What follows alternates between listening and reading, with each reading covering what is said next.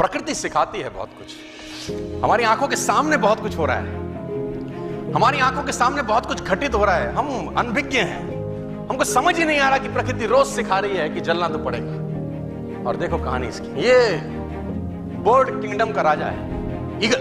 प्रकृति रोज सिखाती है कि if you want to become eagle तो आपको जलना पड़ेगा। 70 साल औसतन उम्र होती है, 70 साल ईगल को उम्र होता है। लेकिन इसकी कहानी का ट्विस्ट क्या है, और वो ये है कि 40 साल जब ये हो जाता है तो इसकी जो चोंच है ये बेंड हो जाती है, आगे से सॉफ्ट हो जाती है, शिकार नहीं कर पाता। When he reach 40, इसकी चोंच बेंड हो जाती है, सॉफ्ट हो जाती है, शिकार कर करके शिकार नहीं कर पाता। इसके जो पंख हैं जिससे उड़ता है वो इतने भारी हो जाते हैं कि वो छाती से चिपक जाते हैं, इतने भारी हो जाते हैं कि छाती से चिपक जाते हैं, इसको उड़ने में तकलीफ होती है। इसके जो पैर हैं जिससे झपटा मारता है वो नाखून टेढ़े हो जाते हैं, कर करके 40 साल। अब इसके पास चॉइस है कि 40 साल के बाद मर जाए, क्योंकि उड़ सकता नहीं है, शिकार कर नहीं सकता, पंख भारी हो गए, उड़ना दिक्कत, शिकार पकड़ नहीं सकता क्योंकि पैर के नाखून खराब हो गए, और पकड़ भी ले चोंच से उसको मार नहीं सकता। अब इसके पास चॉइस है 40 साल में कि वो मर जाए। लेकिन मैं आपको बताना चाहूंगा, प्रकृति सिखाती है कि ईगल ऐसा नहीं करता।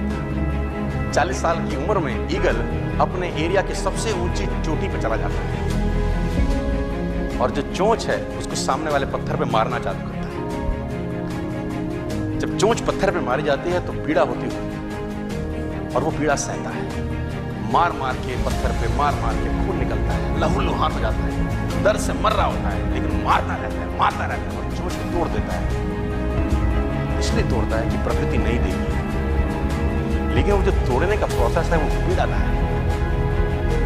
सेम कहानी है, जो पैर के नाखून रहते हैं उसको रगड़ता है शिला के ऊपर, रगड़ के तोड़ देता है उसको,